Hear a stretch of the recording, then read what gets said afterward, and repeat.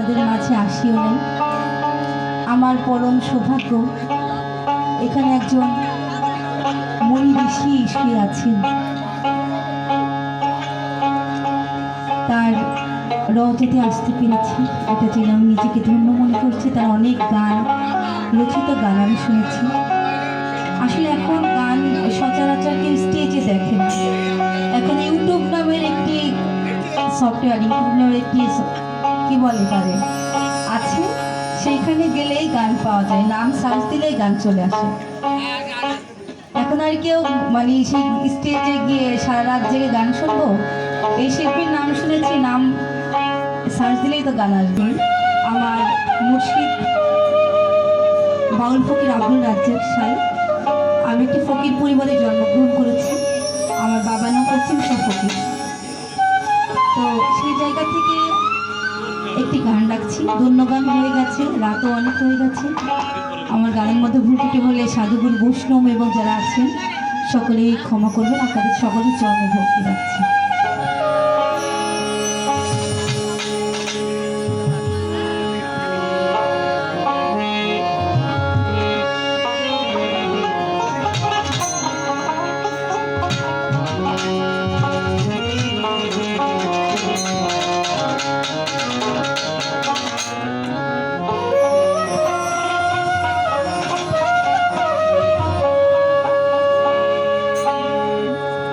মনামা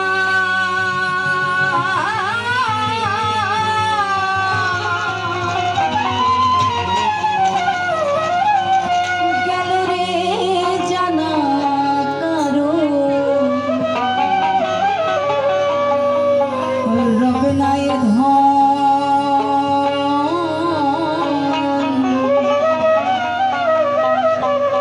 তোমার জীবন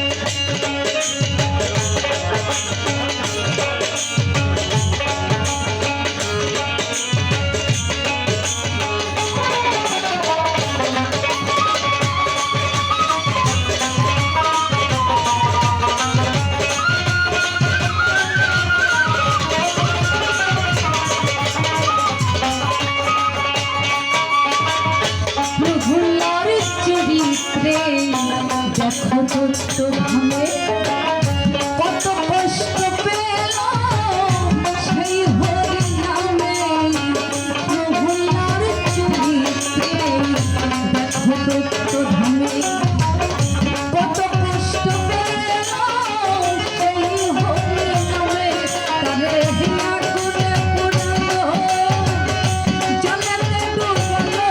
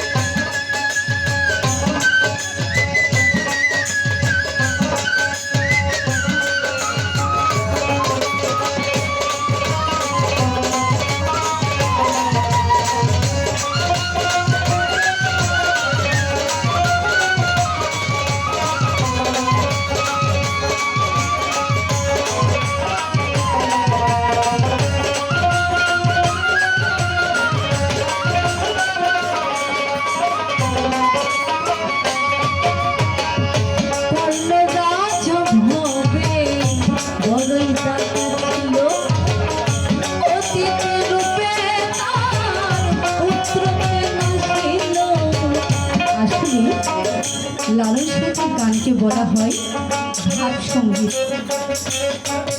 লালন সাহিত্যের গানের প্রতিটি কথা এক একটি মেসেজ বহন করে। লালন সাহিত্যের গানের কথা যদি একটু ভুল হয়ে যায় তার পুরো মেসেজটাই উল্টো পাল্টা হয়ে যায়। তাই সাহিত্যের গান গাইতে গেলে একজন গুরু ধরতে হয়, গুরুর প্রেমিককে সে গুরুর প্রেমে নিজেকে নিমজ্জিত করে দিতে হয়। লালন সাহিত্যের গানটাতে সেটাই বলেছে, কারো রচনায় ধন জীবন ও যৌবন, তবে কেন মন করে এত বাসনা। কর্ণরাজা বলে একজন ছিলেন যিনি অতীত ছাড়া সেবা নিতেন না। তো গুরু এসেছে তার কাছে সেবা নিতে, তো বলে কর্ণ আমি তোর বাড়িতে একবেলা সেবা নিতে চাই, তো আমি যা খেতে চাই তুই কি খেতে দিতে পারবি? বলে কি প্রভু বলেন? বলে ওই যে তোর ছেলেটা ঘুরে বেড়াচ্ছে ওর মাংস দিয়ে আমি ভাত খেতে চাই। কি কথা, সে তো কথা দিয়ে ফেলেছে। কর্ণ কিন্তু তার শিশু সন্তানকে জবাই দিয়ে প্রভুকে সেবা দিয়েছিলেন। ঠিক আমাদের ইব্রাহিম আলাইহিসসালাম যেমন ইসমাইল আলাইহিসসালামকে কোরবানি দিতে চেয়েছিলেন, আসলে কি কোরবানি হয়েছিল? হয়নি। এটা ছিল স্রষ্টার পরীক্ষা, ভক্তির পরীক্ষা, বিশ্বাসের পরীক্ষা। ঠিক গুরুও তেমন বিশ্বাসের পরীক্ষা নেন, ভক্তির পরীক্ষা নেন, তারপরে এই পরীক্ষায় পাশ করলে একটা ডিগ্রি দেন।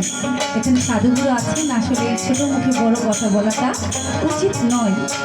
তো তাই প্রতিটা গানেই একটি মেসেজ বহন করে। এই লালন সাহিত্যের গানটির মূল বিষয়বস্তু হচ্ছে গুরুর প্রতি ভক্তি এবং বিশ্বাসকে নিয়ে।